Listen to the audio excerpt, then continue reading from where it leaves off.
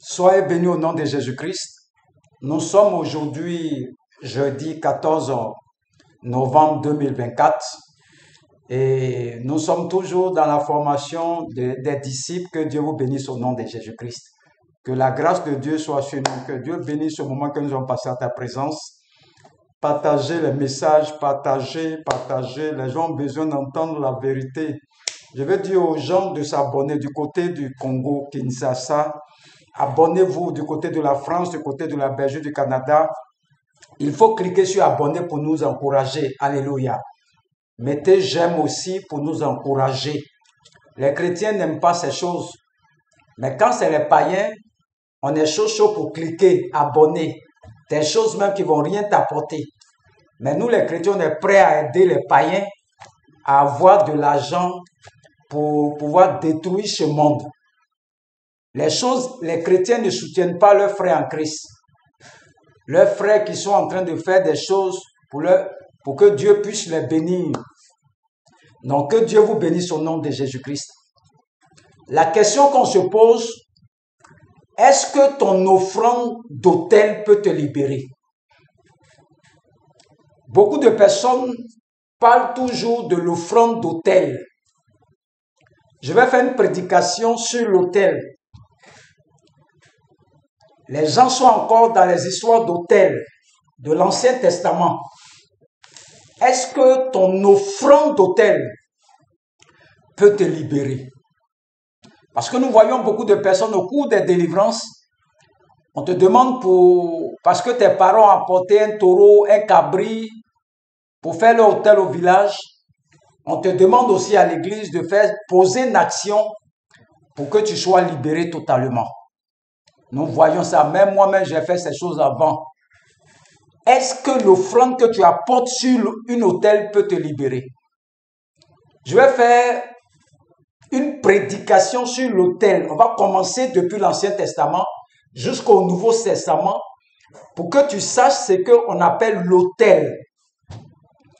Parce que nous voyons beaucoup de choses dans le monde. Jésus-Christ t'a libéré, dit tout est accompli. Pourquoi Jésus-Christ a dit ça? Et les gens nous disent de faire des offrandes d'autel encore, de revenir. Il y a des lieux, même on dit on sacrifie des taureaux, des moutons, des cabris. Est-ce que on fait toujours l'offrande d'autel? Moi, je vais directement terre à terre, dans la parole, pour qu'on comprenne. L'Ancien Testament, c'est la Bible. Mais la Bible a évolué de l'Ancien Testament jusqu'au Nouveau Testament. Donc, si les offrandes d'autel peuvent nous libérer, pose-toi la question, pourquoi Jésus-Christ est venu? Pourquoi il va venir mourir sur la croix de Calvaire? Pour que son sang verse sur l'autel de la croix. Pourquoi il va faire ça? S'il faut que moi encore je fasse une autre offrande pour que je sois libéré, on va écouter ce que la parole dit. Moi, je ne discute pas avec ces personnes. Hébreux 10, verset 10. Comme j'ai une prédication dessus, je vais tout éclaircir. Tu vas savoir tout ce qu'on appelle offrande d'autel. Hébreux 10, verset 11, 12, 13, 14 dit quoi? C'est en vertu de cette volonté que nous sommes sanctifiés par l'offrande du corps de Jésus-Christ une fois pour toutes, et tandis que tout sacrificateur fait chaque jour le service et offre souvent les mêmes sacrifices qui ne peuvent jamais ôter le péché. De quelle offrande d'autel on nous parle? De quel sacrifice sur l'autel qu'on nous parle? On dit que ça ne peut jamais ôter le péché. Lui, après avoir offert un seul sacrifice pour les péchés, s'est assis pour toujours à la droite du Père. La question est réglée. Lui, il a offert son sacrifice une bonne fois pour toutes pour le péché. Et toi, tu fais offrande d'autel toujours. C'est pour un temps. Ça ne peut jamais te libérer. Mais le sacrifice de Jésus-Christ, l'offrande qu'il a déposée sur la croix, l'autel, une bonne fois pour toutes a réglé le problème du péché. A réglé le problème du péché. Une bonne fois pour toutes. Entendant désormais que ses ennemis soient devenus son marchepied. Car par une seule offrande, Il a mené à la perfection pour toujours ceux qui sont sanctifiés. Le sacrifice que Jésus-Christ a déposé sur l'autel a réglé le problème du péché une bonne fois pour toutes et il est assis à la droite du Père. De quelle offrande d'autel on nous parle encore? C'est que Hébreux 10, 11, 12, 13, 14 dit là. De quelle offrande? Ça ne peut jamais te libérer. C'est pour un temps. C'est écrit ici.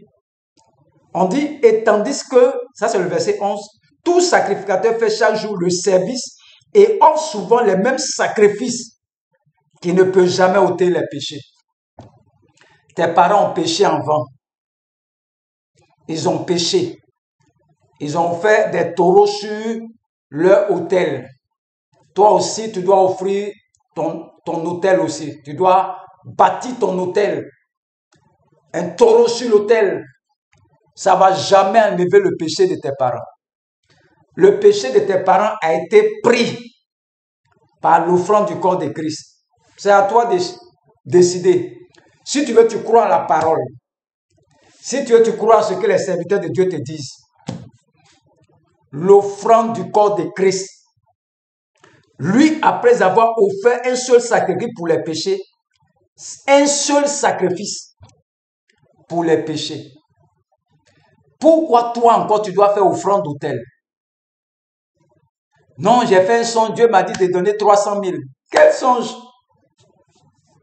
Dieu même qui est en haut là-bas va contredire lui-même sa parole. Ça c'est un songe diabolique. Ça peut arriver, mais ça là c'est pas Dieu. Lui-même il dit ça ici, et puis il te dit encore, il faut envoyer 500 000. Les chrétiens sont immatures. Ils vont gaspiller l'argent. Tu as beaucoup d'argent. Je préfère que tu prennes ton âme pour aller faire une action de grâce à l'église. C'est bon.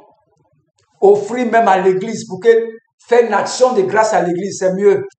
Tout prédicateur qui te parle d'offrande d'autel, il faut faire très très attention. Tu as 300 000 à faire, tu as 200 000 à faire. Ce n'est pas biblique. Il faut leur donner Hébreux 10, Hébreux 7, Hébreux 8, Hébreux 9, Hébreux 10. Parle de ça. On dit Jésus-Christ, une fois bon pour tout temps, a offert le sacrifice à la croix, réglé le problème. Il a réglé le problème. Moi, je ne suis plus dans ces choses-là. Ça ne va pas te libérer. Tu te mets dans une prison infernale. Chaque année, il faut faire ton offrande. C'est le même système de l'Ancien Testament. On dit le verset, et tandis que tout sacrifice fait chaque jour le service et offre souvent les mêmes sacrifices qui ne peuvent jamais ôter le péché. De quoi on nous parle dans le monde? L'offrande d'autel, offrande de rachat. On dit l'offrande du corps de Christ. Une seule fois à régler le problème du péché sur la terre. Si tu veux, il faut croire. Si tu veux, il ne faut pas croire. Ça, ce n'est pas mon problème. Moi, je te donne la parole. Offrande d'autel, offrande de rachat. Je ne fais plus ces choses. Ce n'est pas biblique. Revenons à la parole. Non, parce que le pasteur a dit, le prophète a dit ça. Le prophète a dit ça et puis quoi? C'est parce que tu ne veux pas lire la parole.